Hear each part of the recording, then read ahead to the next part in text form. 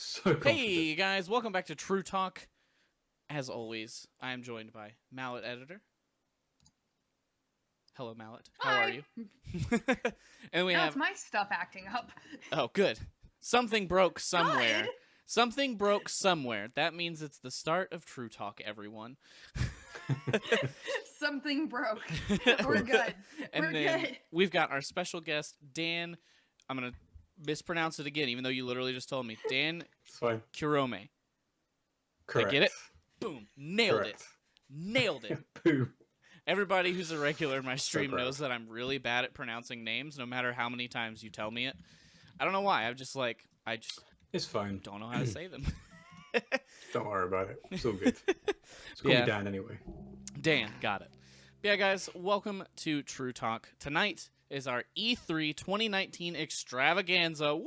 Everybody celebrate! Woo, Woo! It's the most exciting time of year to be a gamer.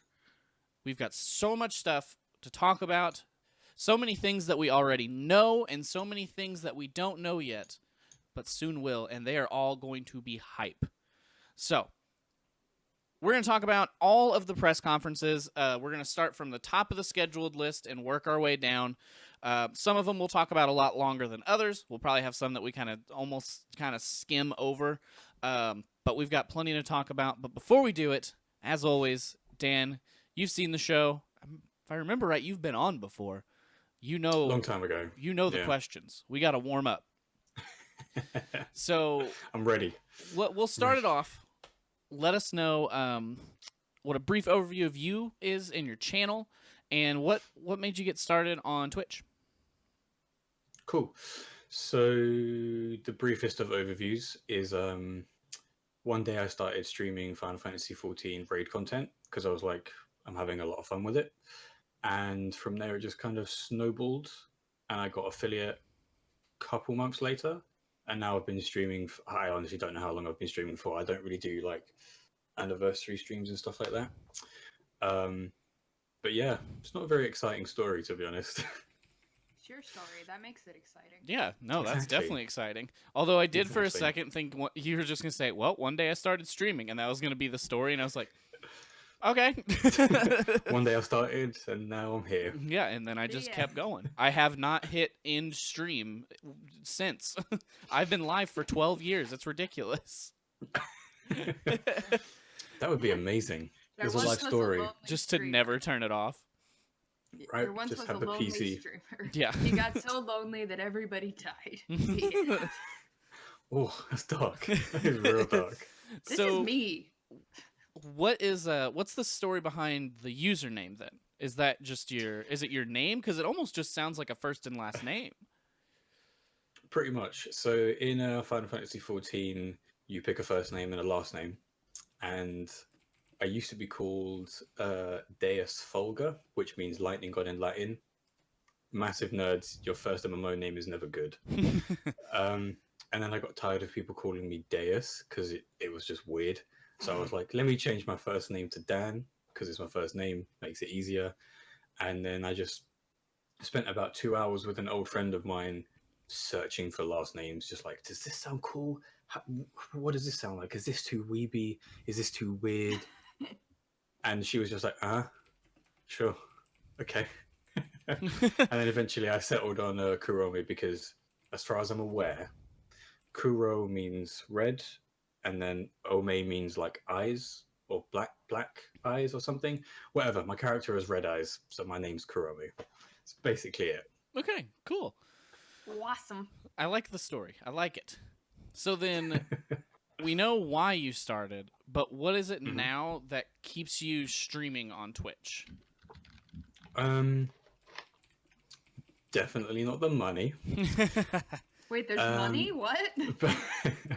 But generally it's because whenever I go live, even if I don't tweet about it and my friends are at work and they can't come and lurk and nobody comes into the chat, I just enjoy doing it regardless. And then when people do come in, the sense of humor that me and my friends and even people who come into the channel understand is that it's banter, it's like friendly insults, it's just flinging across from me to the viewers, and it's great. And that's really what keeps me going, because if I didn't have that kind of humor in my streaming life, but in my personal life, it would be like I'm playing a character, and I generally dislike people who become someone else to appeal to an audience because themselves isn't good enough. And I Right. feel like if you're coming to my stream for me, then you're going to get my humor, you're going to get the games I play, you're going to get my friends, and it seems to be kind of working out so far, so I'm sticking with it. Okay. I like that. I mean, I've kind of always thought the same thing. Like, I guess there's a place for like the persona streamers. Like, obviously the big one is Dr. Disrespect and things like that. But I've always Oh, felt for the sure. same way. Like, I feel like it's a lot more fun and a better connection when someone is just who they are. You know, just 100% much. themselves. It's the same if you met them in person or if you are meeting them on Twitch. I always feel like that's like the fun place to be. Yeah, Oh, yeah. I'll murder you online. I'll murder you in real life. You gotta stop saying it. She does it every week, stressing me out. I know, but that's why you asked me to co-host this podcast, right? To give you a heart attack I guess. constantly. If that's what it was, then I have succeeded. Wow. All right. So, Dan, is there anything else you want to let the community know about yourself, about your stream? Anything before we get started with all of our topics tonight? Generally just, I'm mostly a action adventure MMO player, so if you like that kind of stuff and British people, come and hang out. There you go. That's about it. Two good things together. Exactly. There is no downside. Yeah, for sure. All right, guys. Except last night when I had a 3-hour stream and there was no sound on the game or Discord, but we won't talk about that. Talk about what exactly, right? Ooh. It never happened. It never happened. Exactly. All right. Are you guys ready to talk about So ready. E3? No, Okay. my body's So- not ready for this. E or E3? Yes. Oh, yes. Yes. I know Dan's excited because I told him that we were going to talk about it before the show, and he was just like, yes, let me just talk about E3 forever and ever and ever. Exactly. The All stream's right. been going for 12 years, remember? I'm no stranger to Exactly. He's talking, never so- turned it off. Somehow Right. he's been Fair. talking this whole time. I don't It's get like it. the Truman Show. Yeah. Except he knows he's in it. What? Does It's true. he? Of Does my he, own though? creation. Yeah, What I if there mean, are he TV hit go cameras live. watching him? Yeah, but what if there are TV cameras watching stream? You're getting too So meta. there's, like- All right, We- so we just won't we'll talk about it. we'll start from the top of the list, the first conference, and work our way through them. The first Yep. one, which personally I am glad is different than it has been in the past, is EA. Mhm. So EA is not going to do a typical press conference this year. Instead, they're doing what they call an EA Play live stream. Basically, what this is they're going to block out sections of time. If I remember, it's about 15 to 30, 20 to 30 minutes, depending on the title.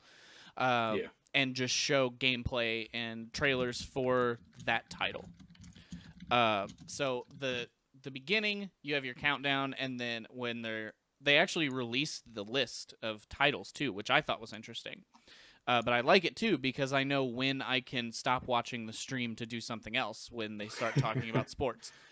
So they're starting out with Jedi Fallen Order, big title. Then we move to Apex, Battlefield, and then we get to FIFA and Madden, and then The Sims. So, from what I know, Battlefield, they're not releasing a new title this year. They're going to continue supporting the current one for another year into the next cycle. Makes sense. It I makes a mean, lot of they- sense because They just added a new battle royale mode. exactly. And it sucks. It's Well, that terrible. doesn't surprise me. It's dreadful. Like, it legit. I've played several different types of battle royales. That is the worst, most terrible, awful battle royale I have ever played. Ever. That's pretty bad. It's awful. So you recommend it? Ouch. I recommend the rest of the game. But not this part. No. So I think it makes sense since they just added the battle royale, but also, this is a little bit of a spoiler for what we're going to talk about later. Next gen consoles are not that far away, so to release a new Battlefield this year and next year again, right on top of these new consoles makes no sense. So I think just kind of making this one last another year and just fine tuning it, polishing it, making it great is the way to do it. So. Dan, what do you think about the way that EA is doing E3 this year?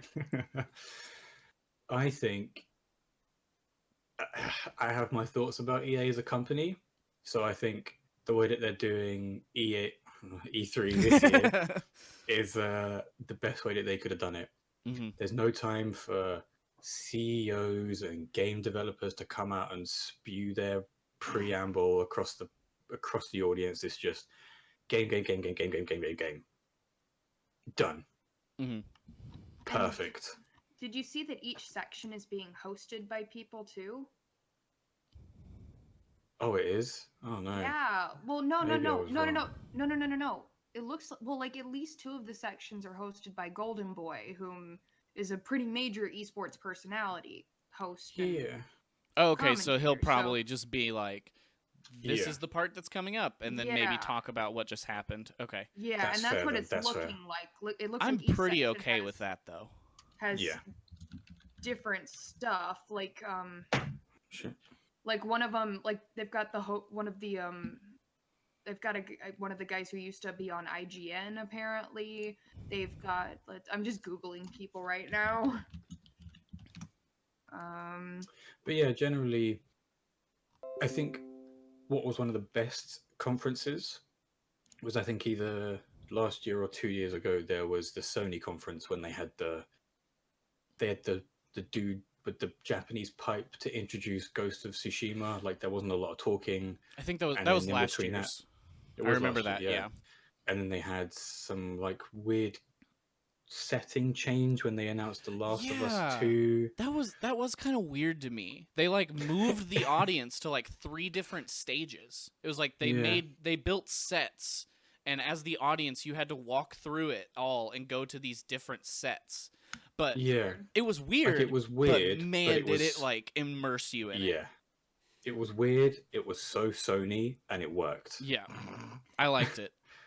But then I kind of feel like Sony have done what they need to do with E3 and have now moved on. And EA are now kind of doing the same thing, but they want to still be at E3 because they're a third-party dev and they kind of need to be there, especially with the announcement of Fallen Order, and then obviously like their premium titles like Apex and BF5, and then the sports games, obviously. Yeah. Yeah. And so as long as Peter Moore doesn't come out in a $4 million suit looking like a mafia boss again, I think we'll be okay. And I kind of feel like they have an idea that a lot of people don't want to watch like half of their press conference, because every time they do it, they're like, okay, we have this one story game, we have this one multiplayer game, here's a couple indie games that we publish, and thank God we don't have our hands in them. Sports! And everybody kind of goes, ugh. Sports! Yeah, like, exactly. Don't get me wrong. I don't care that sports games exist. People like sports. Play the games that you like. Like what you like. But don't talk to me about it for an hour like you made that many changes to the game. Since it's the exact same game every year, just with different players depending on what happened in the sports world back then. And like a few little feature tweaks here and there, or they might be like, we added one new mode. Nobody's ever going to play it, but we added it. A Hail Mary is still a Hail Mary, no matter how many Madden titles you make. Exactly. And you know I what would think be they awesome, know though? that. What? Is if FIFA and Madden had Battle Royale modes. I would be make totally it okay with that, because so if that thick. meant I could get a football and throw it at Tom Brady's head. Actually, wait, no. They've already made a game like that. It's called Mutant Football League. Mm-hmm. Oh, fair enough. And it's hilarious. And then obviously you're bookending it with Sims 4. It's like, oh, okay, that game has been around for 10 years or whatever. I don't care. Yeah. And again, like, people like these games. They're going to keep making them, and they should. because Yeah. one, you're a business, you're there to make money, people are going to buy it, make it. But also there are people who enjoy it, so I'm glad that they make it for those people. But just again, I just don't need an hour-long conversation about it at your press conference. So Exactly. I'm glad that they released the schedule as well, because now I know as soon as they stop talking about Battlefield, I can turn it off because I don't care. Then Pretty much. there's nothing you can I do to agree with make that. me care. Yeah, Like- yeah. Looking at it, I Yeah, like- don't care after Battlefield. To me, though, that's where a highlight touches on it, where they're like, "We made FIFA 20 for you. This is the new thing in it." Done, and then just move on. Yeah. I don't need a bunch of like B-roll footage of soccer players. I know what soccer looks like. I've seen it before. I don't need B-roll player of football players. I watch every single NFL game during the NFL season. I've seen football. Yeah, exactly. The Sims hasn't changed since it came out. Well, it might add new ways to I don't know if it adds Murder new your ways. children in a swimming pool. Yeah, can that. it add new ways for me to awkwardly murder my entire family in the game? So I mean, come on, come on. Everybody who's ever played The Sims has done it. Y'all can't look at me like I'm crazy this time. We've all done it. of course. I've not played The Sims long enough to do it. I think I You got haven't through creating. Locked someone in a room and took the doors and the toilet away. I'm pretty sure I got through creating the character and started to start the game, and I just kind of went, I don't like this, and then I walked away from it. Never went back. Fair enough. I mean, My sister It's very got much it, a and we game. built. My sister got it. We built I've got two sisters, and we built the three of us. And of course, the first thing we immediately did was lock ourselves in a room with no doors or anything, and then we built a swimming pool and removed the ladder. Sure, So as one yeah. does. of I mean, I course. feel like if I would have The made it that Sims. far in the game, I would have done it. I just didn't make it that far. I didn't It's get The to that Sims, point, it's the rule. It's the rule. It's like you have to. All right. And then you build them again and Excuse keep a giant factory of yourself just rolling, and then you have a graveyard in the back, and then your house is haunted. See, nobody else did that. That was a you thing. No, it wasn't. Don't trust I got edible. the idea from the internet. Never trust edible. Never. Well, yeah, obviously. It's rule number one. Yeah. Hi, Edible. So, do we have anything else to add with EA? I don't think this was a big conversation because there's not a lot to talk about. They're not doing that much. Anthem isn't in the conference. Oh, yeah, that's true. But does anyone care? Wait, what are we caring about? No. No, I legit didn't hear. What are we caring about? He said, Anthem's not in the conference. I said, Oh. does anyone care? Well, does that especially? I mean, that would be hilarious if they were, since Bungie announced the next Destiny chapter. Woo! I'm so freaking excited. You guys don't even understand. But yeah, that would be hilarious if they talked about Anthem, because Destiny is way better. Destiny yeah. is way better. But I was about to say, but I think Destiny actually did good, I know. where Anthem It was did awesome. not. I'm so freaking excited. Crossplay is enabled, and all the year one stuff on Destiny 2 is going to be free apparently, and they're bringing back this awesome character, and it looks so cool, and I'm so freaking excited, and I don't want to wait until September, and I'm totally going to pre-order it because reasons. Okay. I believe you. All right. So, I mean, yeah, I don't feel like there's a lot to say about Anthem not being there. It makes a lot of sense why it's not there to me, because it flopped real hard. Oh yeah. Tremendously hard. Star Wars is their big draw right now. Well, yeah. Yeah, My like bigger slot concern. one after Welcome to EA Play. So yeah. Yeah. And it honestly, that should be all they talk about at this point. Just talk about that, and that's it. For 2.5 hours, I'd be Well, so down. Yeah, From I'd what be I've in. heard, EA is on relatively thin ice with Disney in terms of the Star Wars games. And from what I heard, and this is just rumors, I don't know how accurate it is, that Disney is threatening to pull the gaming contract unless this game knocks it out of the park. I mean, can you blame them? No, The absolutely last not. two, It's EA, the last two but- titles that they've made with their IP were garbage. No, absolutely. I don't blame them, and I think they should pull it anyway. Yeah, but they should Mhm. probably just pull it and honestly EA is gonna be produce it going all themselves. out. But my point is, EA has to go all out on this Fallen Order game. They Mhm. can't pay attention to an already failed experiment. Sure. It's weird because they gave the multiplayer shared world universe game to BioWare, and gave the single player pathfinding experience to Respawn. Now, I love Respawn. They made Titanfall and Titanfall 2, and those games are perfect. But they're not single player devs. Mm-hmm. Yeah. And it worries me that EA have just gone, you know what, we're going to flip what you studios do and just give you something completely different. Yeah, that's what I I'm was about to say. excited. That feels backwards to me. But, yeah. I mean, so true. I liked the single player in Titanfall 2. I didn't think it was bad at all. No, it was great. So if they Multiplayer can was, repeat that you know. with Star Wars, yeah, they're The golden. key Yeah, word exactly. is if, though. There is a lot That's riding true. on this. That's There true. is a lot riding on this for a lot of people. That's true. true. But you have to remember that Titanfall 2 did not do anywhere near what EA wanted to, and they're still making Titanfall 3, even after giving them Fallen Order. Mm-hmm. So they trust Respawn pretty much implicitly at this point because they make good games. Well, probably because of Apex. So- Well, I mean, Titanfall Respawn 1 made Apex, and right? 2 were both good games. I think the problem Yeah. was marketing and what they were going up against. Mm. Titanfall 2, if I Mhm. remember right, wasn't released that far apart from a Call of Duty game. It was Call Ooh. of Duty. I think it was either World War Black II. Ops 3 or World War 2. Yeah, it was one of Ooh. those. So, you know, you release this game directly next to the biggest shooter title, and of course Mhm. it's going to do poorly compared to that. You know, there's a Yeah, lot of such a bad people who move. can only buy a few games a year, and, you know, they're looking at it and saying, all right, I like first-person shooters. Do I want to buy Titanfall 2 or Call of Duty number 7000? I'm going to buy Call of Duty because it's an established franchise. I know what I'm going to get. It's going to be a pretty good game. Don't get me wrong, it's not going to blow my mind, but it's going to be solid and good.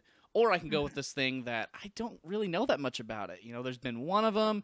It was originally Pretty an much. Xbox exclusive that did poorly because it was a launch title. Mm. You know, what are we going to do Yep. here? Like, that was the only It's reason true. Titanfall, the original Titanfall, sold a copy. It was a launch Mhm. title. If that Mhm. wasn't a launch title, I don't think it would have done anything compared to what it did. If COD gets to 7,000, I don't want a copy, Izzy. I know, it's 100% hilarious. don't want a copy. I do. That's hilarious. I just want to see I at get that one and point, what burn are it. they doing? Like, Yeah, I know. It's like we got to run out of ideas at some point, right? I mean, if we ever get to that point, like, I don't think it's going to be at E3. If it is, it's probably going to be at Xbox. But then that's Call of Duty. If we talk about it, it's insane so far. yeah. It's Well, Call of Duty 7000. They've still got Jeez. the Call of Duty still has a marketing agreement with Sony. So Oh. I'm not sure if we will see it at Microsoft. But let's roll into Activision still- Microsoft. Yeah. Let's yeah. roll into Microsoft, and we can touch on that.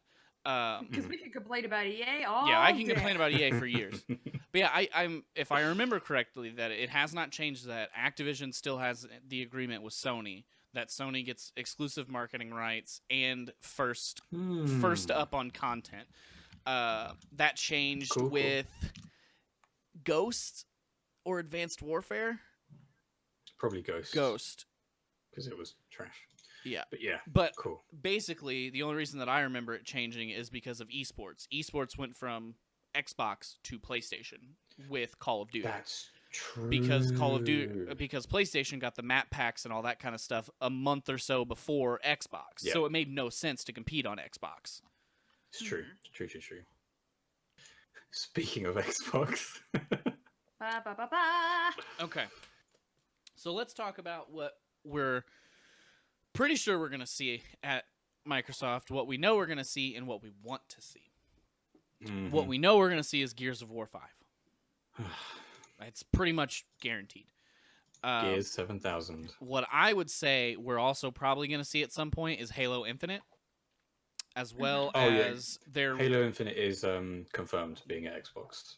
And if I remember, they also confirmed another touch on the MCC Master Chief Collection, Mhm. which if I had to Yes. guess, and this is, I'm going to take a guess here, it's going to be about the PC copy, because it's dead on Xbox, and they're probably going to add Halo 5 to it. Mhm. Get multiplayer for free, get the Ooh. campaign for $5. With Infinite being the next title, we already know that it's in development. We know that it's coming. Zero doubts in our mind. It's happening. it makes sense for them to add Halo 5 into the Master Chief Collection right before it drops on Steam, because then you buy it on Steam, you have literally every game except for Halo Wars, which isn't a canon title, whatever, however you want to look at that. Yeah. But you have the core Halo experience all the way from Combat Evolved through 5 at that point. And if you don't want to play the single-player campaigns, you've got, all the multiplayer included. The single player is, I think they're $5 a piece. So like ODST, Reach, and 5, I think, are not included in that. Well, obviously 5 isn't yet, but that I just really feel like that if they're touching on the Master Chief Collection at E3, that's got to be it. What else is there? We already know it's coming to PC. It's already been confirmed. They already said they're adding Reach. Updated Minecraft. Come now. What? Microsoft owns Minecraft. It's a genuine possibility. I bet they'll talk about the Minecraft mobile game that's coming out. See? The AR game where you can build in real time in the world. I think they'll talk about that. Because I don't know what else there is. If it wasn't for the fact that Devil May Cry 5 just came out in March, I'd say that, but it just came out. Oh, Devil May Cry 5. So the other big thing to look at is Microsoft is your big hitter this year because Sony's not there. So if I had to venture another guess, most titles that are going to be on multiple platforms, you're going to see it shown at Xbox. Yeah, exactly. They said something about Sony's 14 first-party titles. Yeah. And I don't care. Like Xbox is going to be full of multi-platform stuff. Oh yeah, for sure. I think the only things that we may not see there is a lot of EA stuff because EA's there, Bethesda, obviously, and Ubisoft because they've got their own show. Ubisoft. Yeah. I think we'll see. The other thing that I feel like we're probably going to see is Outer Worlds from Obsidian. What's that? Ooh. So that was announced last year, if I remember right. Yeah. So it was last year. They're owned after all the 76 controversy stuff. Yeah. So they're owned by Microsoft now. Obsidian is. So if we're going to see their stuff at E3, it's going to be there. And there's been more and more things coming out about it, just kind of in the news here and there. So I think this is a good place for them to step in and say, here's what's going on with Outer Worlds. And here is you remember we bought 12 studios last year? Here's the first game that's coming from those guys. Check it out, how cool it's going to be. Was it Ninja Theory or Team Ninja that Microsoft bought? They bought Ninja Theory. I know that for a fact because Ninja Theory. So they bought Ninja? What? Ninja Theory made my favorite game of all time. Ninja Theory is Ninja Gaiden, right? Or is that Team Ninja? I believe that's Team Ninja. Ninja Theory made Hellblade: Senua's Sacrifice, which is yes, correct. Chef Kiss, amazing game.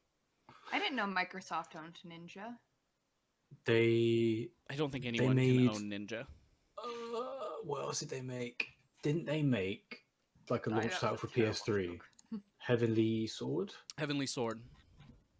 Yeah, Heavenly Sword. I think they also made. Was it Abe's Odyssey or something? Here, we'll just click on Ninja Theory and see what else we've got from them. We've got Hellblade. Not Abe's Odyssey. They did the DMC Devil May Cry reboot. We don't talk about that. Yeah. Enslaved Odyssey to the West and Kung Fu Chaos. I don't know what that is, but I need it. I'm looking at it and I need it. It's insane, dude. That game looks ridiculous. Oh, Ninja Theory. I'd play it. Oh, I can buy it on Amazon. How much is it on Amazon? $68.98. I don't want it that bad. Not that bad. Are you sure? Look at it. Yes. I am 1,000,000,000% sure that I do not want it for $70. But look at the Kung Fu and the chaos. Look at it. There's so much chaos with Kung Fu. $68 on drinks. I don't need $68 on a game. Fair play. And I just spent $68 on drinks. Ninja Theory being acquired by Microsoft is exciting and worrying. Okay. Because it's definitely going to be a first-party game. Microsoft don't know how to give third-party developers first-party resources. And I It feel just like doesn't seem to work. I feel like with them buying so many people, they either have figured out how to do that and said that basically they probably bought them and said, "We own your Let's hope so. studio now. Here's a blank check, just make stuff." Or they bought so Yeah. many people that they've shot themselves in the foot and no one's going to have enough money to do anything cool. That is the worry. Yeah. But they've been very good about ID at Xbox with all the indie developers. So I feel true. like that was True. almost like a warm-up to them owning all of these other studios. I mean, like, obviously they've owned 343, but, you know, having other people now, I agree with you. It's exciting, but it also does worry me. Especially It's such a with weird, especially with like Ninja Theory and Obsidian, like those aren't small studios. Like those are fairly No. big names at this point. You know, it's not, Blizzard. they bought Rareware and made them make what was the shit one Rare they made Replay? first? What was the weird thing that they made before? Project Spark, was it? Oh yeah, I remember that. And then they made Sea of Thieves, which flopped. And now it's kind of coming back again because of the DLC and people actually having stuff to do. So Yeah, I still hate that game, but whatever. Did you get shot in the face with a cannonball? No, it's terrible because people grief in it too much, and there's nothing you can do about it. And I'm like, it's made to grief. Yeah, which is not fun, something but that I also not. enjoy. So Yeah. people on your ship blowing up your ship? with And a that's cannonball? fine. That's cool. Blow up my ship, be a pirate. But when you stay on my ship when there's no treasure and kill me every time I spawn, you're just being a jerk. Pretty much. And then you have to scuttle your ship, and the entire time that you just spent sailing for 25 minutes is lost, and you have to start over. And I was like, nah, this is dumb. I quit. I hate this game. And I quit. Mm-hmm. That sucks. Yep. But here is the big thing that I think we're going to see at Microsoft, and that is the next Xbox. Yeah. If I had to guess, in the conversation that I had on Monday with a friend, is we're probably looking at late 2020 is when there's a chance we could see next gen consoles. And I think Microsoft is going to follow the rumors that we've been hearing for a while and release 2 consoles. One that is basically a streaming box. You can stream your Netflix, your Hulu, all that stuff. You can download your games from the Game Pass and all that kind of stuff, or maybe even be streaming them through Game Pass at that point, kind of similar to Google Stadia. And then they're going to release the big boy, which is going to be a much more powerful console. You're going to be able to download the games. You're going to be able to play them off of discs if that's something that you still do. That's going to be the one that probably pushes 4K, HDR, all that kind of stuff. They definitely won't have a CD drive in it, right? Because they just released a new Xbox with no CD drive in it. I'm thinking the big boy might. Big boy? Probably. 'Cause Like, you can't take away physical games from the millions of collectors out there. Exactly. Like, you just can't do it yet. I have a feeling a lot of people who are going to buy this more expensive, beefier console might still be buying physical games or still have their physical games from the past. Like the people who are paying that Backwards much compatibility. Exactly. The people who are paying that much for a console are going to be your hardcore gamers. You know, the people buying the lower end one that you just download games from Game Pass, you play what you want when you want it, you're bored with it, you give up on it. You know, they probably don't care as much. They're a little bit more of the follow with trends kind of thing. Just whatever's easier is what they're going to do. That's my guess. I mean, I don't know that, but that's just what I think.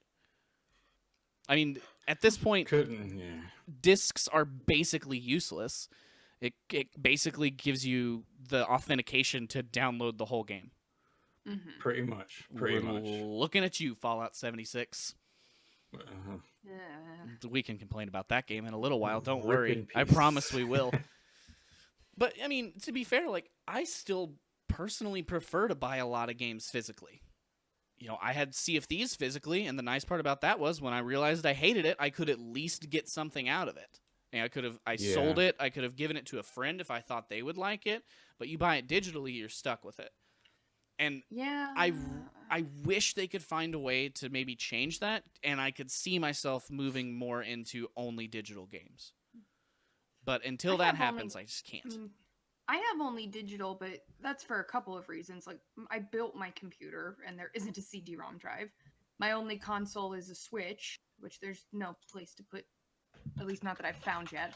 And my apartment is so tiny, I don't have room for games anyway. Mm-hmm. So I actually really appreciate having everything digital because there's literally no room Right. in this place for anything extra like that. Understandable. But I know other people like really like being able to, like, my sister loves going to GameStop and getting new physical copies of games. She's got this whole big giant collection between the Wii, the Wii U, and her Switch. Mm-hmm. So she loves Yeah. it. So it's different for different people, I think. Oh yeah. So just to kind of follow on from what Mallet was saying, especially answering Electric in the chat right now, Mhm. I think physical media regarding games will never die. Yep. Because there's too much of an appeal to either have them on your shelf or be able to resell them, but also the value of collector's editions and special editions and stuff like that. Yep. So they could very easily get rid of the discs and the boxes and just give you like an art book and a figure, but everything has to come as a package. So physical gaming media will never die because people will always want something to look pretty, or they always want something to resell, or they always just want a physical thing to say, I own this game. Yeah. Mm-hmm. And they're lining up at places like GameStop, or if you're in the UK, Game, or what used to be HMV, is an experience for people. And you can't do that if you go into a store, say, hi, I'm buying Elder Scrolls 6, and they give you a little slip of paper, which is just like a reference code to type in. Yeah. At So that point, there's no physical game, reason to yeah. go. Exactly. Yeah. I will say this, though. I think that it will become much more likely that physical copies go away once physical money completely goes away. Yeah. Well, We're no, trading in crypto seriously. now, boys. Well, no, seriously. I think we're already starting to transition towards, like, you know, most of us, I think we've all had situations where it's like, we end up in a store where it's like, oh, we're cash only. And it's like, who carries cash anymore? You know? Yeah, true.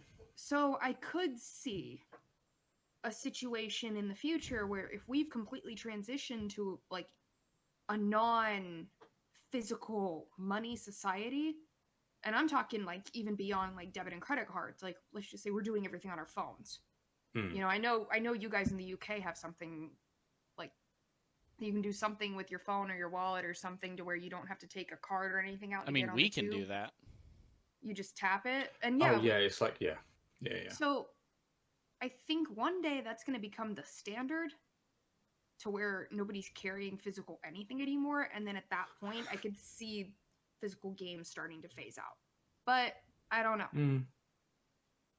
I collect plenty of clutter in my own way, so.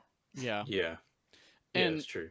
I mean, I think it's going to get smaller and smaller, and kind of like Electric saying, like, people still buy records, and that has kind of come back, and they've started repressing records and things like that. I don't personally understand that, but they do it. I have a record player. Yeah, the only reason we do is because my fiance has one. I wouldn't have one. It's no way. And but with I guess it's games. I think it could also be the price tag that you're paying. You know, think about it. For a movie, you pay $20-$25. For a record, you pay, I don't know, $20-$25. Please, God, tell me no one pays more than that for a record. If you buy a video game for a record, They would definitely if it's pay more than rare, fine. But if it's like, oh, we just printed a bunch of these because we're being cool like everybody else, please don't do that. But if you're buying a video game, especially a AAA title, you're paying $60 at least. Yeah. So I think that's another part of it is, you know, I can see myself spending $20 on a movie and not physically holding it. But when I start getting into $60, $70 range, I want something in my damn hands, I think. And I think that's what a lot of people are still kind of attached to. And also, you're paying 60 quid for a game now. Even on the PS Store as well. Even on the Xbox Store. Yep, that's the other thing. Digital really needs to find a way to lower those prices so that it becomes worthwhile to buy your stuff online. Yeah. Otherwise, people. I mean, I personally don't have any game boxes after like 2012 or something because I just prefer to have my stuff all digital. Mhm. But people who don't want to spend 60 quid on a store that's online will take the 20-minute walk or bus ride or car ride or whatever to go pick up a physical copy for 45 quid. Yeah. So, I mean, for me personally, I didn't grow up playing video games. I wasn't allowed to. what? And it's a long story. My parents wanted us to read books. But Books. I know. But seriously though, like I didn't get my first console until I was 15, and that was only because Oh, we wow. conned my dad into it. So to me, I don't see as much the appeal of having those physical boxes Mm-hmm. because in general, it's like we had that console, so I had it from when I was 15 to when I was 18. With 1 year, I wasn't really allowed to do much media-wise because of a concussion. Then I went to Right. college and just had PC stuff, and then I got my PC, and it was all PC without physical copies. So I only had a couple of years in my life where I was getting actual boxes of things. Sure. So I don't see the That makes appeal as sense. much, but Yeah. I see Yeah. why people do. Yeah, it's definitely also an age thing. Like, as we get more and more people who don't know what, God forbid, Devil May Cry 1 was, or what Spyro was, or what Crash Bandicoot was, everything's going to be like digital for them because they don't care about boxes. But you'll always have the generation of people who had a PS1 or a 360 or a Sega Master System or whatever you grew up playing will want those memories in some kind of physical form.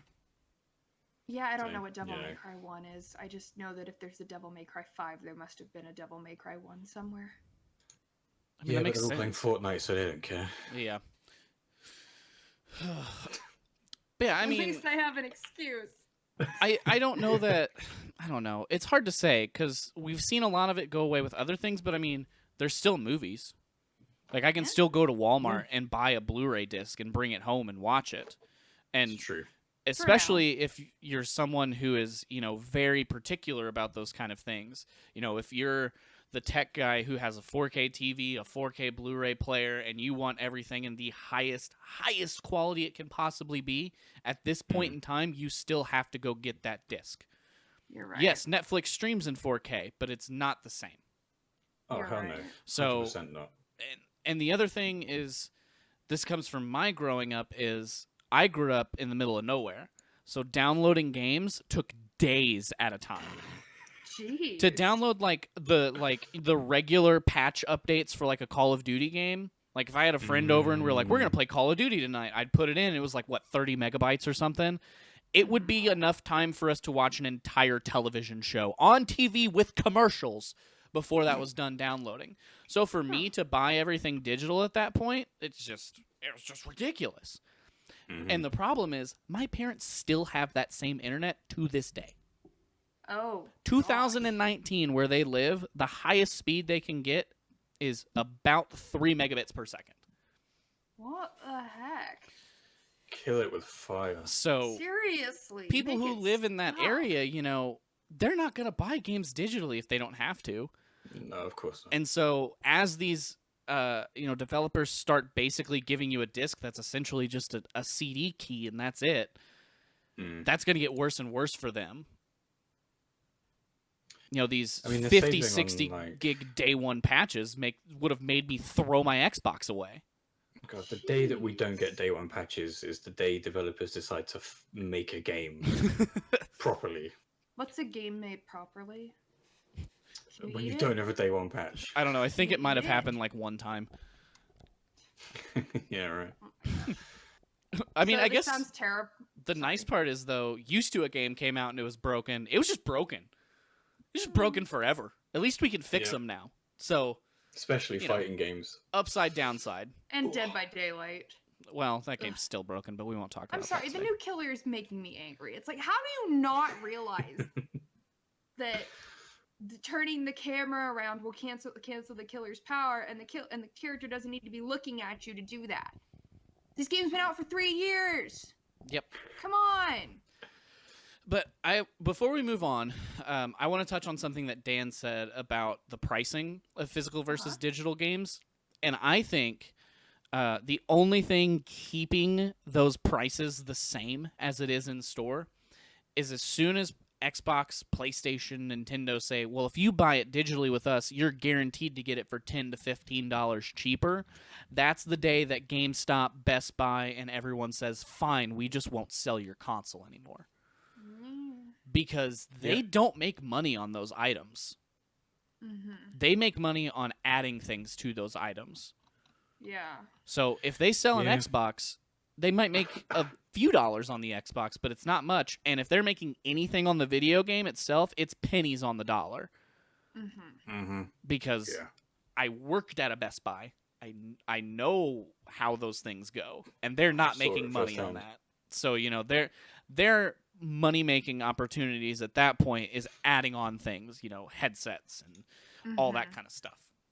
Loads and loads of peripherals. Yep. So the day that Microsoft says, all right, cool, new Halo game's coming out, buy it, you know, buy it digitally on your Xbox.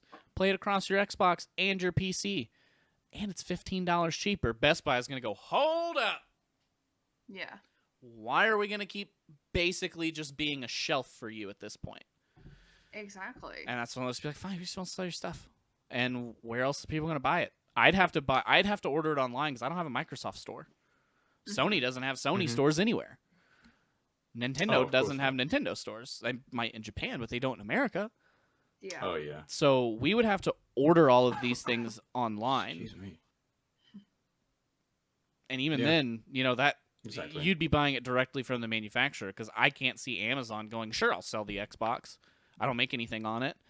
I can't sell your games and make any money. Yeah. Though Amazon, I feel, would sell pretty much anything.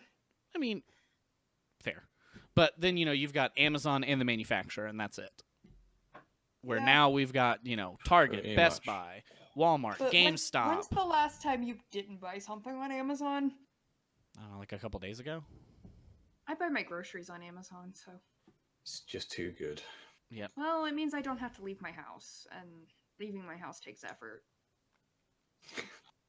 Yeah. Fair. No argument there. Yeah. I'm legit that lazy. What else do we think we're gonna see from Microsoft, or is there anything that you guys really want to see from Microsoft? What I hope is because Capcom doesn't have a conference and Devil May Cry 5 was at the Xbox One last year or 2 years ago, Itsuno has done Devil May Cry 5, probably working on DLC, Dragon's Dogma 2. Okay. Give it to me. Capcom, give Itsuno the bloody money, just let him make it. Because they gave him a choice of DMC5 or Dragon's Dogma 2. And as much as everybody loved Dragon's Dogma, DMC5 it's a way of life. Like, you know the characters from DMC5 even if you've never played them. And DMC5 came out, it got like 8 or 9 out of 10. And Itsuno loves it. Like, he's tweeting about it every day. He's teasing stuff. He's tweeting mocap and VA stuff and new stuff that's coming. There's no way Capcom isn't giving Itsuno money to make DD2.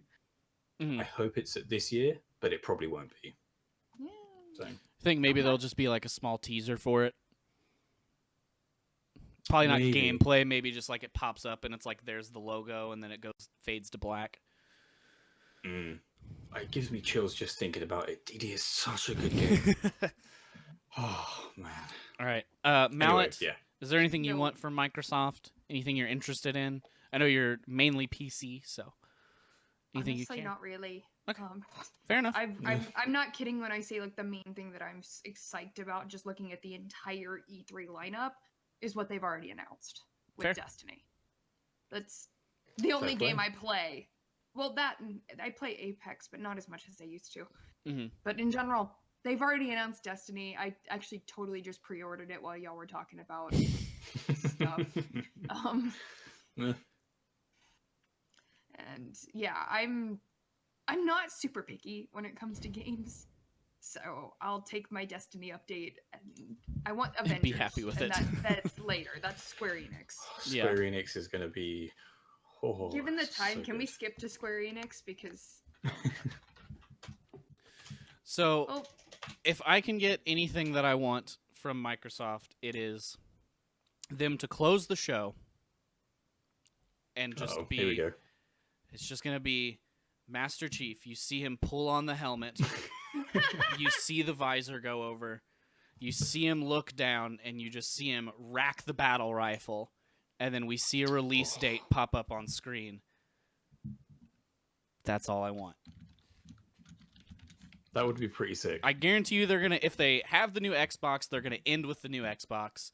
But they literally could just show me that scene, and that's enough. Master Chief is going to drive it out on a, was it a Warthog? Yeah, Master Chief just comes out on a Warthog with the new Xbox in hand and just holds it up over his head, and is just. No. Even That's better, it. Master Chief comes out riding the, like, forcing the president of EA to carry him while he's holding an Xbox. Carry me. We make Ouch. better games than you. Exactly. Hey, come on, that'd be hilarious. It And would- I'd it totally would be. knock out the president of EA. All right, so Mongoose ride out. Yes. those are once dreams and hopes of Microsoft. The next show we have up is Bethesda. I don't have a whole lot to talk It's about with Devolver Bethesda. first. Isn't it Devolver and then Bethesda? Bethesda's We're not first talking by a about Devolver? couple hours. About an hour and a half. Oh, you Bethesda. are. Yeah, Bethesda's You're right, first, yeah. then Devolver. So Yep, correct. Bethesda, here's my thoughts. They're gonna go. We blew it with Fallout 76. Here's No. here's the roadmap on how we're gonna fix it. Yeah, right. Here's Doom Eternal. Uh-huh. Here's another teaser for Elder Scrolls. Here's Elder Scrolls Blades, because that game is something that they want to make and it sucks. hmm And that's all I got. I've never been a big Bethesda fan. I've never played any of the Fallout games. I As a like an MMO Bethesda. fan, I was no go. Like, I like Fallout. Elder Scrolls is nice. I've never really been that super into them, but I know a lot of people really like them, and it's basically Fallout, but mythical and in fantasy world. Doom, yes. Doom scratches like all my itches. That's like, it ticks every box for me. Guns, great. Death metal, great. Killing demons, great. Sold. That is my game. Can I kill demons Give with it to guns me. and death metal? That's what it is. You listen That's to the death game. metal with guns the and game. murder demons. Oh, wait, I've seen that game. It jump scared me really bad. Oh, there are a couple jump scares in it, yeah. But it's Yeah, no, I everything. knew a guy who was playing it because like he lived in the same apartment as the guy I was dating in college, the second guy I dated in college. And he was playing it and I was watching him and I'm pretty sure I screamed like a baby. I remember whenever it was announced, I screamed of excitement in my apartment. It was at E3. I remember it. We were sitting there. It was me, my college roommate, and Kate. And I was just like, yes! Oh my God! I was freaking out. And then Fallout a good 4 trailer. came out. And I was just like, yes! And then Fallout Shelter, it's available today. And I was just like, I don't need to watch the rest of E3. Bethesda just Goodbye. killed everyone. Done. Bethesda I'm basically just gave everybody a middle finger and dropped the mic. That was E3 2014 for me. Bethesda gave every. And then it kind of went downhill. And then they had Andrew WK on, and that was pretty cool. Everything else about that night sucked, but Andrew WK was pretty cool. Andrew WK. Yeah. But yeah, so that was great. what do we think we're going to see from Bethesda this year? I saw Norkova mention Starfield in chat, and I did forget about that. Starfield and Elder Scrolls 6 are not in this year. They've said for sure 100% we're not showing them. Yeah, it's already been confirmed. There's no ES6 or Starfield. Ugh, that's a rough decision. So, what's going to be at Bethesda? Crap. Fallout 76 roadmap to not make it terrible. But it's still Elder terrible. Scrolls Online new expansion. Oh, that's right. I forgot about that. And Doom Eternal. That's their conference. That's it. They do have some new Wolfenstein stuff coming as well. So I bet we're going to Give me see more that. Wolfenstein stuff. I bet we'll see that. If I remember right, they have 1 or 2 games coming out. One of them is a slightly smaller game, and it seems similar to A Way Out, if you guys remember that game from last I year. remember a way. like- that was the co-op thing, right? Yep, and it's going to be similar to that. You're going to play as BJ's daughters. Okay. So- Okay. I don't know. As after, is it a sequel? Yes. I think it's That's weird. like after he kind of is done. We'll see. Okay. Yeah. Um, I'm not invested in that world, but yeah. knowing how it ends seems a little bit weird. But, whatever, it's Bethesda. It's Wolfenstein. Everything about that game is freaking weird. Like Mm. that's its whole thing. Is it's just like, I don't know, we're really weird and you kill Nazis. Like that's true. the whole game. Wolfie 2, The New Colossus will forever be one of my favorite games. It's a solid game. Mm-hmm. But that I remember they announced it last year that they have Wolfenstein things coming. So I think I remember. I bet we're gonna see more of that this year. Okay. Yeah, but I don't think there's going to be a lot of big surprises from them this year. You know, I mean, I could be wrong, but they are going to have to really dive in and focus on Fallout 76 because that game was bad. It's still bad, and a lot of people got really invested in it. And if they don't fix that game, they're going to lose even more goodwill than they already have. Yep. You know, there was multiple debacles with that game before release and then upon release, and then people played it and went, God, this game sucks. Like, we had 2 problems before it released, and then I get the game in my hands and it's trash? Come on. You gotta fix it. Yeah. Like, they know they have to. So that's gonna, I think, be their biggest possible focus. Just focusing on how they're gonna fix it, basically. Yeah. Yeah, you're right. So yeah, like I said, the Bethesda's a pretty quick conversation for me. Do you guys have anything else for Bethesda? No. Not really. Yeah. After that night, we have Devolver Digital. They don't typically do like a conference. It's more of like, here's this like really long video of cool stuff. It's an experience. It's like it's a whole nother thing.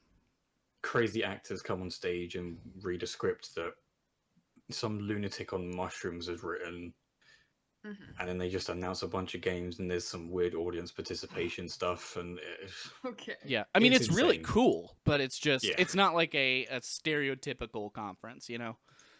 Yeah. And I don't know a whole lot about like the games that they publish and stuff or develop, so I'm not 100% sure what to even say that I expect for them. Big Devolver. Other than it's going to be cool.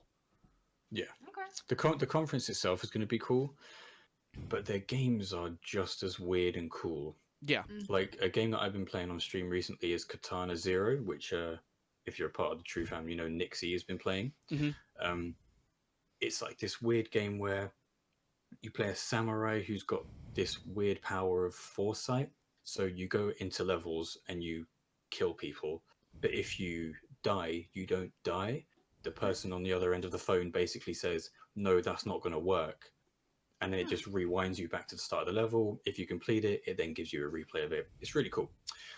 But they also are making Metal Wolf Chaos XD, which is a remake of Metal Wolf Chaos from like 12 years ago or something nuts. And it's insane. It's like you're in a mech and you're blowing stuff up. It's crazier than Gundam. It's crazier than Armored Core. You're like a president who's in the... Devolver's insane. I love it. I'm not like super excited about it, but it will be a good time. Yep. Yeah. If nothing else, it'll be like a nice change of pace. Oh, yeah. For sure. Monday, we have the PC gaming show. I don't really watch the PC gaming show because it's kind of just like a mashup of like indie developers who are making PC games, which means great. I'm glad that exists. I don't usually watch that one. Yeah. But with the PC gaming show, what I want to touch on that's not on our scheduled list is apparently AMD is doing a conference this year. What? Which is weird. Because E3 is 99% software, and then every now and again, Microsoft and Sony and Nintendo make new consoles. Yeah. So now we've got AMD showing up and going to release their new CPUs and GPUs. Interesting. They're going to announce it at E3. Yeah. They're having a show, so I would guess that's what they're going to announce, because I don't know what else they would do. AMD gaming phone. Calling it now. AMD gaming phone. I mean, Razer's just announced the Razer 2 phone, so I mean, Razer anything's released possible. the 2. I think they're on to the 3. Asus has one out, and a few other What? people too. Yeah. Razer phone 2. Oh yeah, I mean, I have a couple buddies that actually have that phone. It's a pretty cool phone. I'm not gonna lie. Fair play. It's a pretty cool phone. It has a really nice display. Yeah. Camera sucks, but anyway. Yeah, you get some trade-offs. Exactly. Do you guys have a lot for the PC gaming show? Like I said, there's not No. usually a lot that happens at it. There's nothing Not big particularly. typically happens there.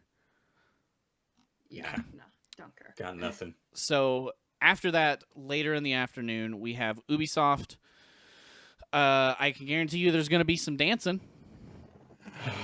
God, it's going to be some relevant singer from this year, like Billie Eilish or something.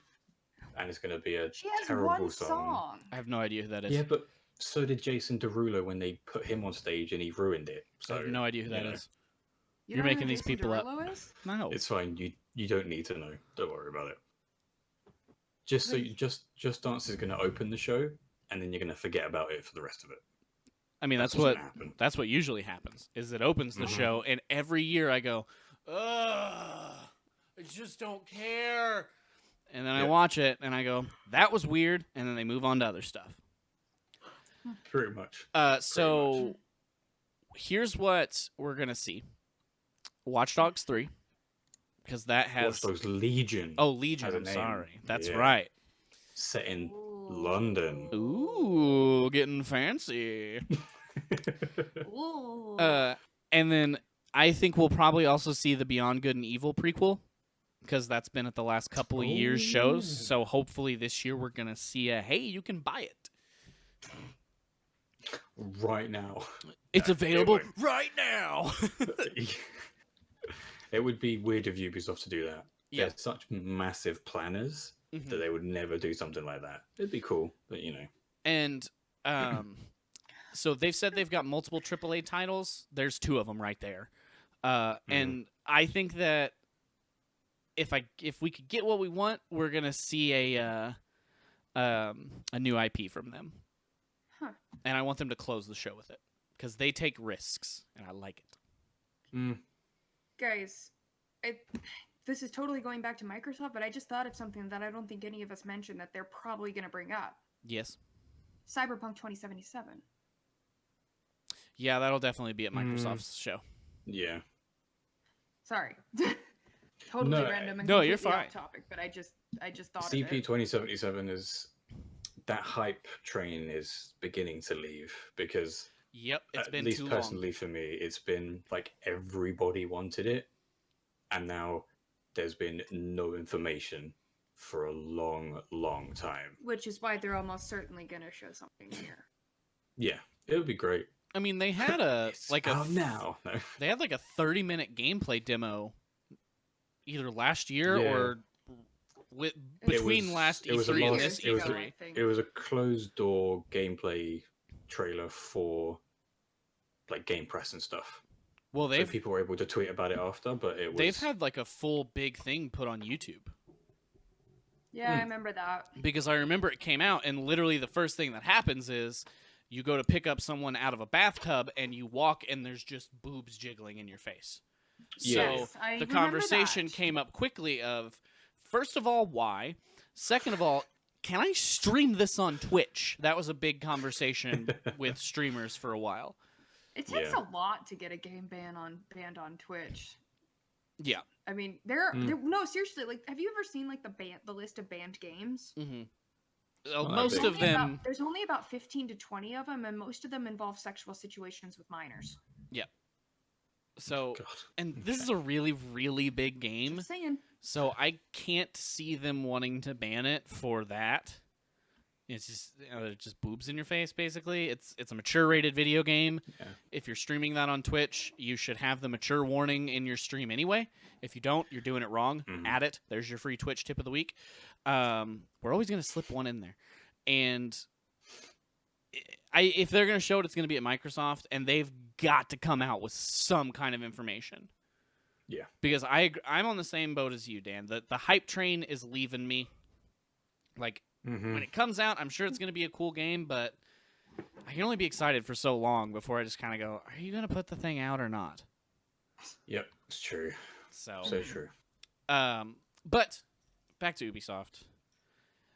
They've said they have 3 or 4 AAA titles.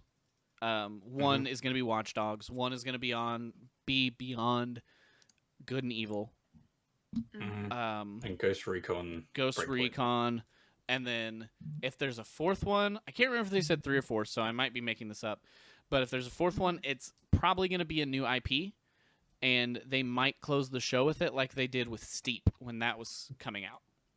I don't think they would leave out Assassin's Creed.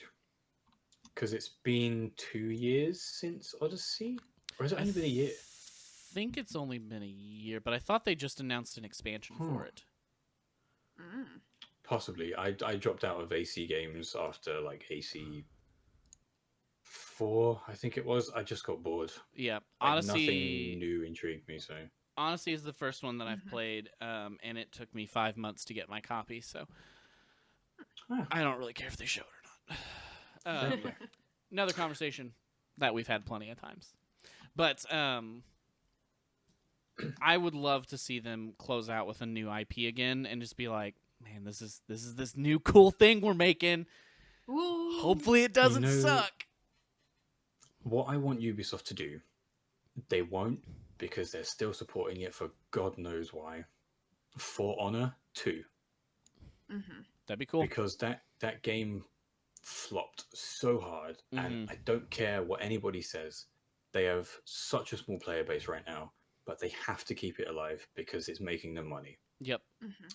It's still so broken and unbalanced, but yet I keep having to go back and play it because they release new heroes and new executions, and there's just stuff that keeps you coming back. What they need to do is chuck it all away, make a new one, and listen to the community. Because there have been people who have made their career on YouTube and Twitch playing For Honor who have now just ditched it because it doesn't work. Ooh, yeah, that's pretty bad. Yeah. So yeah, that's my pie in the sky flying spaghetti monster hope for Ubisoft's E3 presentation. Okay. Yeah, I guess my biggest hope is just something cool. Wow me. Ubisoft takes risks and they do some things, but their E3 shows don't typically do a lot for me. So I'm hoping this year they do. The only thing that it really does is it's I can always count on it being real weird. Yeah, but that's about it. Pretty much. Okay.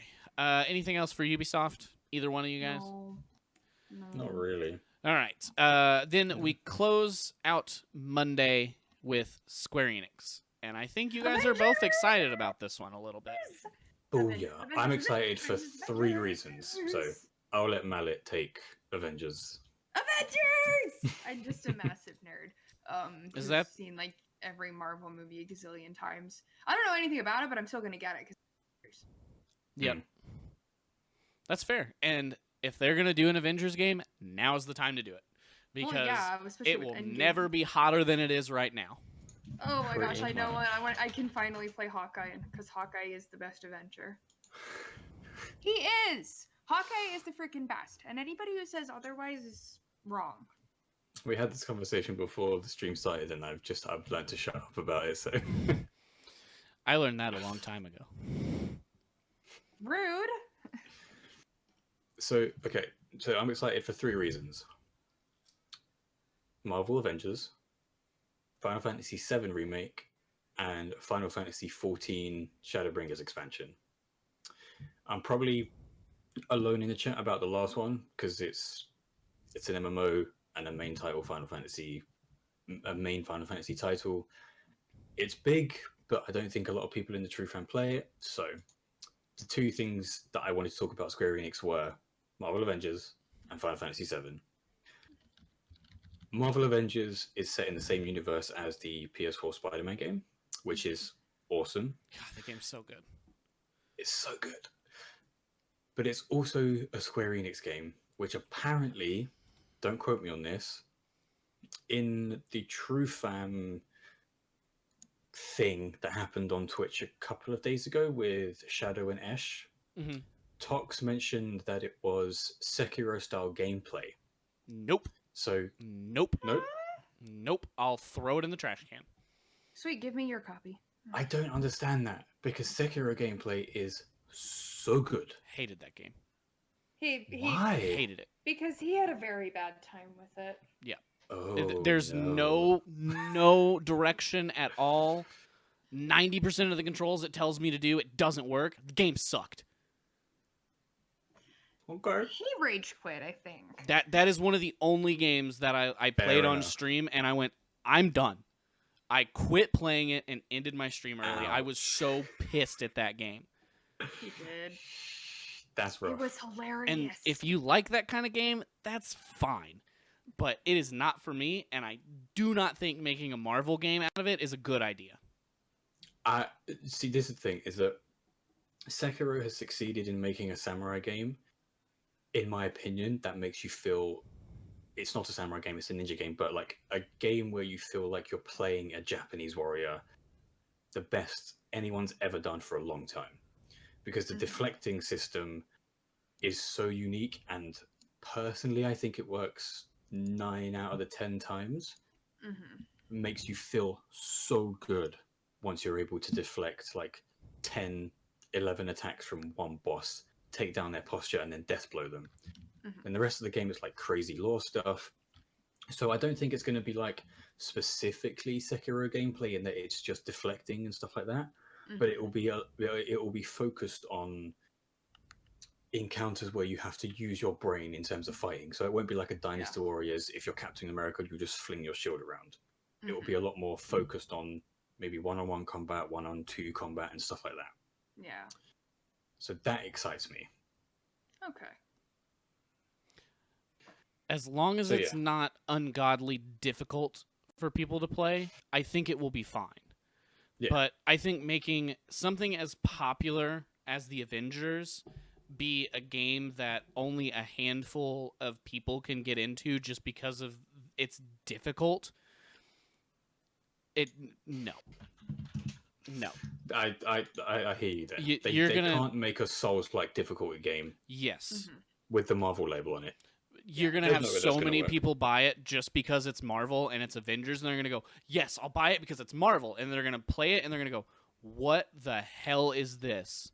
I don't care. It's still. This it's is Marvel. what video games are? No, video games are dumb. And then they're going to quit playing video games and just go read comic books again. Oh man. Rude. So, am I wrong? You, as big as Avengers is, you're going to have so many people who have not played most games like that, who are probably going to be a lot of people who only play big name games, buy it, and then Mhm. be furious that they bought this game that they can't even try to play. I'm excited. So yeah, second thing that I wanted to talk about was Final Fantasy VII Remake. Because I'm 26 years old, and it was probably a lot of my generation's first Final Fantasy game. If not the first, probably the most impactful, just down to the evolution of graphics from 6 to 7 and how it was so story driven. I feel like Square Enix is going to mess this up so badly, and I don't want them to. If I'm playing it on stream and there's something that just doesn't feel right, it doesn't have like the same vibe as Final Fantasy VII did, or the characters all look really weird and the combat's trash, I might physically eject it from my PS4 and throw it out the window on stream. I'd watch that. That sounds entertaining. Because it's such a landmark of game design and storytelling that the game world will have a collective aneurysm if it doesn't work. When was the last time that we saw anything for that? Couple of months ago, they released a new trailer for it with some gameplay in it. I haven't seen that one. Yeah, which is why we're all hoping for an episode 1 release date this E3. Oh, that's right. They're making it episodic, aren't they? It's king terrible that they're doing it that way. However, if they make a 20-hour game over the course of 4 years for each game or each episode, and it's going to be like 3 or 4 episodes, that's 60 to 80 hours of gameplay in Final Fantasy VII, and I'm down. I'm so down. That's definitely better than the way that most episodic games are, in that most of them are an hour to an hour and a half, maybe 2 hours, and then you're like, okay, well, I guess I'll wait 9 months for the next one to come out. And then by the time it comes out, you forget that you have it. It's so true. And there's a thing I used to watch. Sorry to interrupt you, MPI. No, you're good. But there was something that I used to watch, which isn't on YouTube anymore. But it's called E3 Abridged, and it's so funny because when Sony announced the 7 remake, he made some really comedic but good points about, because it's all like gritty style when you're in Midgard. What's going to happen when you get to the bit where you meet the dude who has no legs, and when you go to the Costa del Sol, and when you have to do Blitzball? Like, I get it. It's the 21st century thing of making everything dark and grey and black and edgy and brooding. But if Square Enix can nail everything else, it's going to be a 10 out of 10. No doubt about it. It's going to be amazing. Yeah. I don't know. I never got super into the Final Fantasy games, but I do know how excited everyone is for 7, so I want them to get it right. I want it to succeed. I'm of the mind that I'm done with episodic games. I'll wait until they're out in full. I don't feel like Square Enix is going to fold anytime, but I also didn't feel like Telltale was going to fold anytime. And but Telltale had there were a lot of problems there. Yeah, but after how that all kind of happened, I'm done with episodic games. You release all of it, or you just don't do anything. Because if I get halfway through your game and then you go, well, sorry, you paid for the season pass and you don't get the game, you'll never know how it ends. I'm just kind of like, but why though? Also, just very quickly, one last thing that they announced, again, I can't remember last year or 2 years ago, is a new game by Platinum. And Platinum have got it so wrong for the past couple of years. The last game they got right was Metal Gear Rising. Mwah, masterpiece. I just hope Square Enix are giving them the right direction and the right resources to make, I think it's called Babylon's Fall, an amazing, just action-packed, story-driven experience. Because Platinum know what they're doing. They've just been given so many damn licenses. Like TMNT could have been a great game. Transformers could have been a great game. But they're all weird, closed-in, non-sandboxy, sandbox type games that don't make sense. So yeah, 4 things. Marvel Avengers, 7, 14, and Babylon's Fall. That's what I'm excited for. Okay. Square doesn't particularly check a lot of boxes for me. So I like to see what they put out. I like to see what they announce. And again, I really hope that everything they put out does as well as we want it to. You know, I think that they make great games. They've just never been like ones that draw me in and I'm like, day one, I got to play it, you know? So then I kind of forget about a lot of them. But makes sense. The last thing we have for E3 on Tuesday, other than the show floor being open, is the Nintendo Direct. We have a lot of things that we already know we're going to see from them. We know we're going to see Pokemon. I know that they just announced it, but it is going to be playable on the show floor. Luigi's Mansion 3. Yes. Super excited about that. Link's Awakening. We're going to see that. Oh, yeah. And there were a few other things that they said, yes, you will see these guaranteed. But those are kind of your big heavy hitters. From what I understand, I'm going to pull up their website here. We should see some stuff for Splatoon as well, I believe. Okay. I know Splatoon has been a big hit with literally every age group. This is the other one, was Marvel Ultimate Alliance 3. Oh, yes. Ultimate Alliance. That's what we should see. So those are kind of the things that we know we're going to see at the Nintendo Direct. I believe that there's going to be more than that. I have no doubt in my mind that there's going to be some more titles that they're going to talk about. What was the mech game that they announced last year? It was like what they led their show with. It's this crazy mech game that they're making. Oh, Demon X Machina. Demon X Machina, that's it. So what the flip is that? So I'm It's hoping we see more about nuts. that and we know what it is by the end of their show. I hope so too. The other thing that I want to see is this. I'll go and just tell you like my pipe dream for Nintendo, and it's not even that big of one. So Dude. there was a game that came out on the Switch not that long ago called Crypt of the Necro Dancer. And it's basically a rhythm-based dungeon game.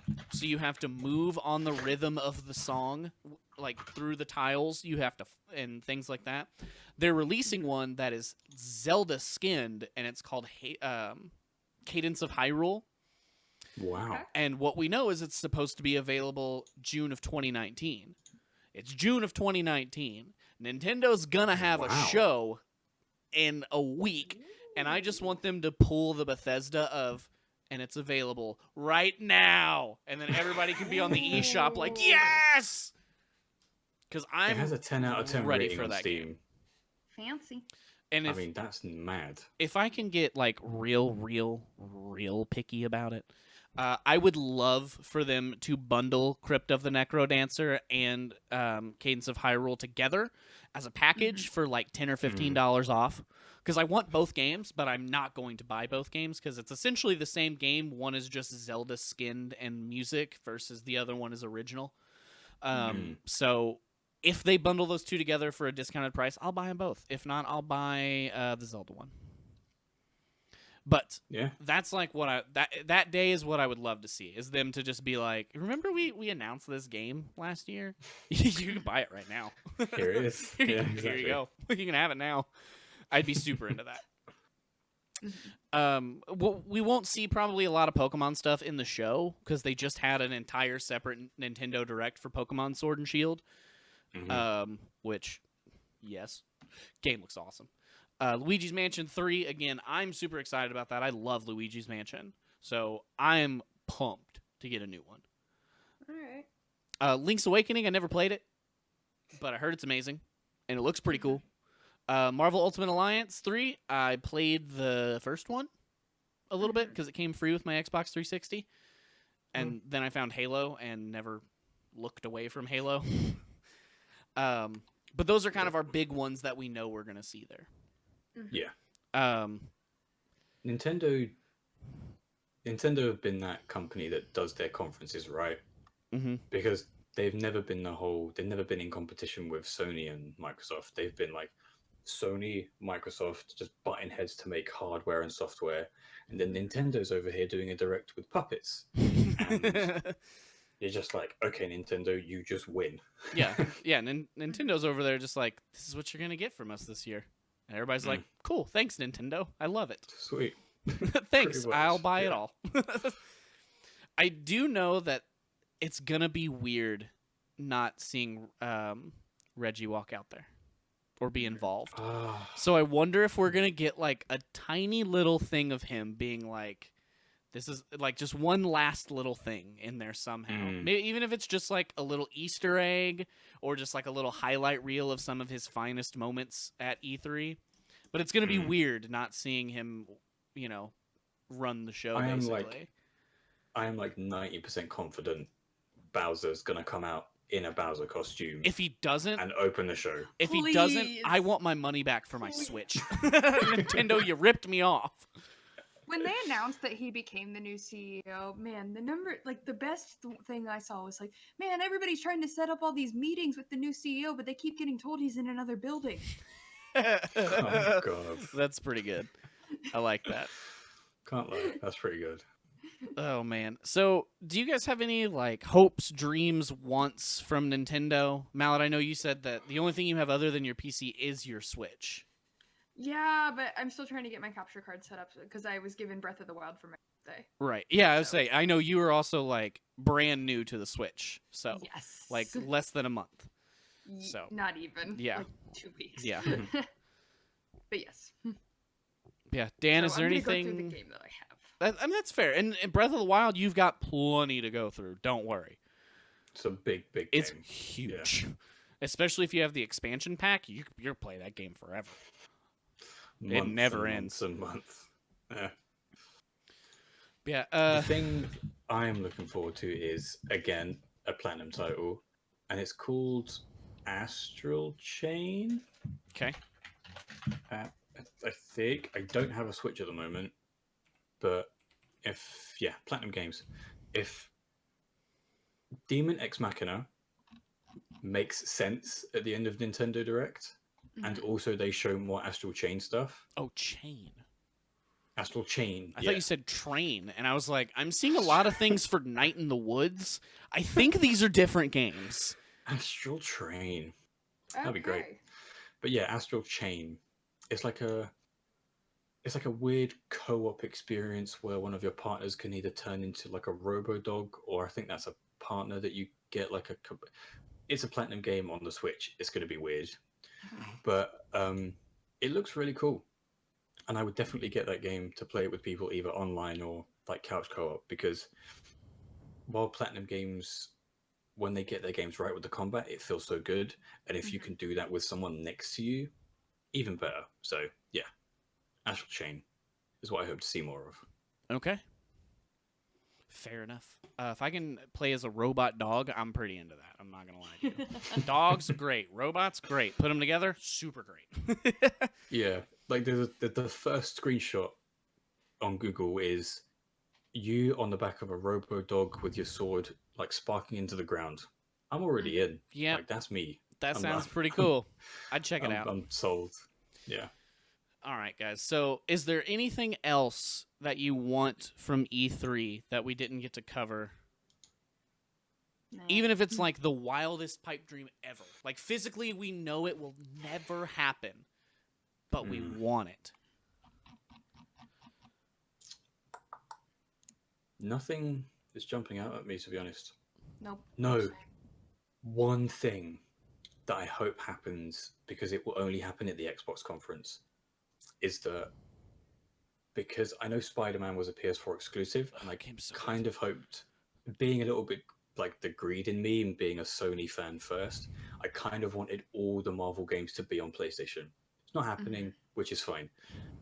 But if it happens at Xbox, this like the director of Marvel Games comes out and just says, here's the timeline of games. So like Avengers, Wolverine, Captain America, another Spider-Man game, Fantastic Four, like a dedicated Quicksilver game, like just a plethora of stuff that we can just get. That would be amazing. Like, even more pie in the sky, pigs flying, hell freezes over, flying spaghetti monster comes down, tells me his life story kind of stuff. That's the kind of stuff I want. Do you think they might talk about that at Square when they show the Avengers? No, definitely not. You think not? Because it's not their thing. It will just be the Avengers game. If it like the overarching thing would probably be at Microsoft/Xbox. Like, it would never be at EA, or maybe who cares? Marvel's giving a license to EA. Maybe they'll give them a character. Wait, Marvel's giving a license to EA? No, I'm spitballing. Don't scare me like that. Sony, Microsoft, EA, Ubisoft, they're just like whoring out their IPs at this point. Just throwing them out. I mean, much, yeah. To be fair, though, Marvel's owned by Disney, and it sounded like Disney already doesn't have a great relationship with EA because of Star Wars. So I can't see them saying, here's currently our biggest thing from Marvel. Please make things of it. Yeah, it's true. Yeah. Fair enough. Okay. Yeah, I feel like my biggest thing still would be the Master Chief thing. I know that we're not getting it until next console. I know it's not happening, and that's fine. It sucks, but it's fine. Because Final Fantasy VII is coming out on PS4, but the next episode may be PS4, PS5. So if they're already planning for consoles ahead, while still making games like they did for PS3, PS4, you could get it on both. You never know. Like Yeah. Xbox One and whatever the hell the Xbox going to be like Xbox. I think somebody said 720 in the chat. Yeah. But I feel like if they're making their like their biggest first party title, which is Halo, we all know it is for Microsoft. If they can kick their next console generation off with that and start strong this time, which I think they're going to want to, because they got destroyed by Sony in this generation. I can't see them not taking advantage of that. You know, I feel like that's going to be like the day one thing, and the hold you over until that time might be Gears 5. Like I could see them saying, Gears 5, this is our last hurrah for the Xbox One. Halo Infinite, interesting. Next Xbox, whatever they're calling it. And, you know, with first-party titles from Microsoft, if you buy them digitally from the Microsoft Store, you can play it across your Xbox or your PC. So that's kind of... True. They don't have to do that as much anymore, I guess. But, you know, you're putting out the new Xbox, especially if you have people who don't own gaming PCs and they're going to buy the new Xbox and that's it. Coming out swinging this time with Halo Infinite, the biggest title that they're going to have, is a big deal. Because remember, the Xbox One, we had Titanfall.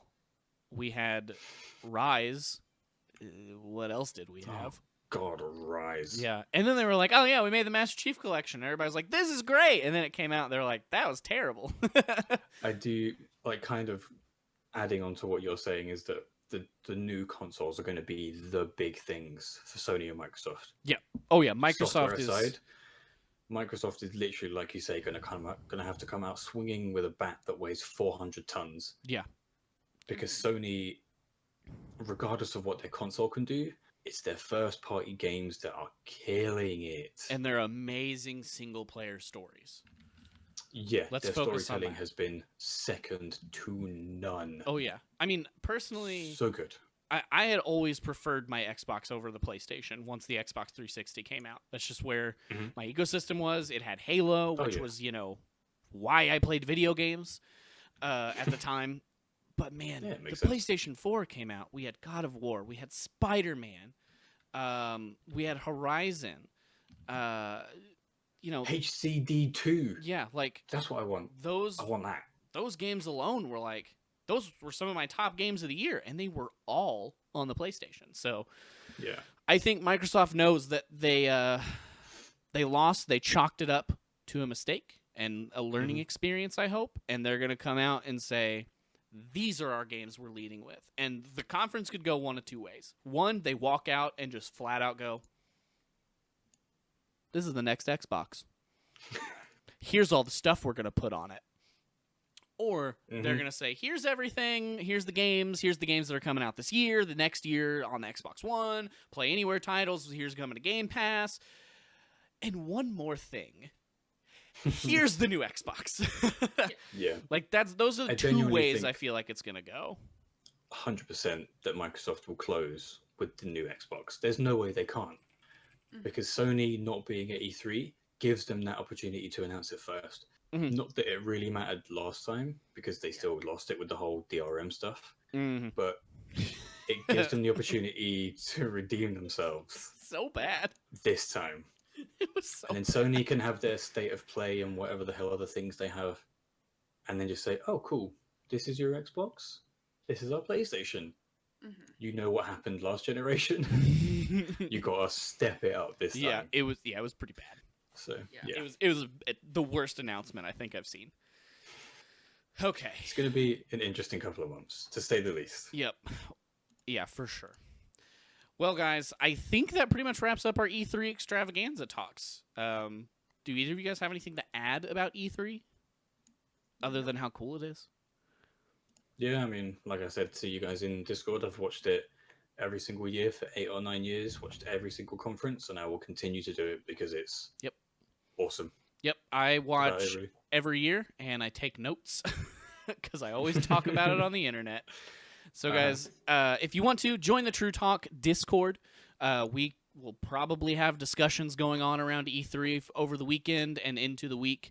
If you want to talk about E3, pop in there. If you have anything that we didn't cover that maybe you want to see at E3 or you think is going to be at E3, drop it in there. Let's talk about it and follow up together. Keep this discussion rolling through the weekend, because Sunday it kicks off. The biggest week in gaming. Mallet, Dan, thanks for joining me, guys. I appreciate you coming on. I know it was a long episode, so thanks for hanging in there with me. But it was E3. Good, we got to go big for E3. Exactly. And there's lots to talk about. There really is. We could probably still talk about it. I think Mallet will kill me, but we could still talk about it. So, Dan, again, thanks for joining us, coming on as a guest again. I know you said you were on a while ago, so it's cool to get you back on with different hosts, different format. Where can everybody find you, man? Where can we find you on Twitch, social media, and what do you got going on in your streams? So you can find me on twitch.tv/Dankurome, same as it is in the title down there. Twitter, same. Instagram, same. And basically, as before, just playing action, adventure kind of stuff. So Devil May Cry, Metal Gear Rising, Katana Zero, Fury, Final Fantasy 14 expansion when it comes out. I'll be streaming that because we've got like all my FC, which is basically the guild, has taken like 3 or 4 days off of work to just hammer it. That's so awesome. that'll be me for 4 days. So yeah, that's generally what I do. I like to kill people with swords. Fair enough. That's awesome. Mallet, what about you? Where can we find you? What do you got going on in your streams? I know you've had a little bit of a break lately. So what's up?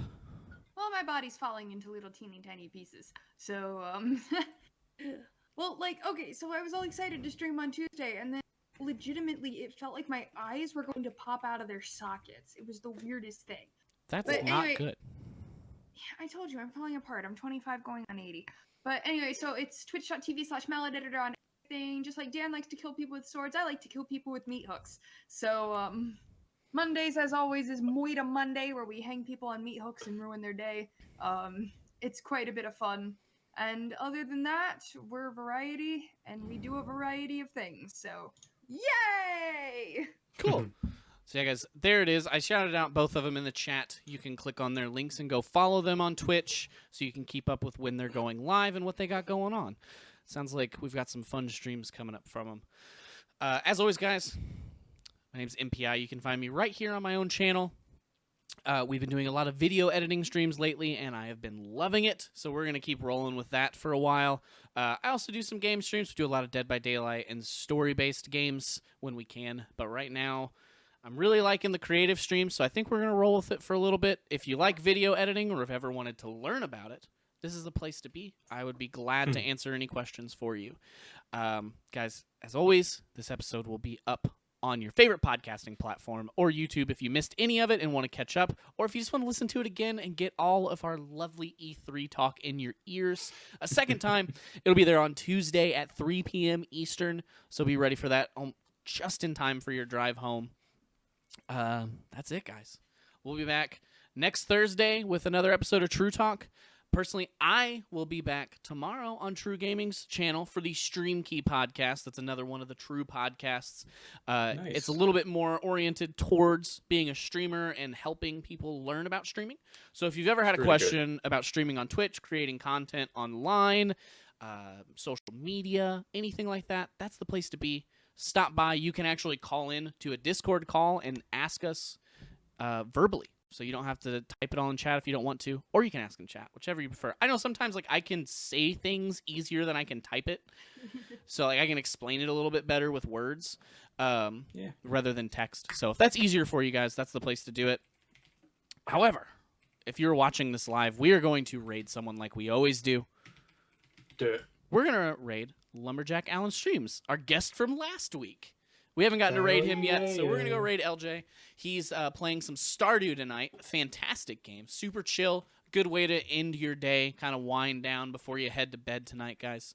So we'll be back next Thursday with another episode of True Talk, and I'll see you guys in the morning on Stream Key. Bye, everybody. Bye! See ya.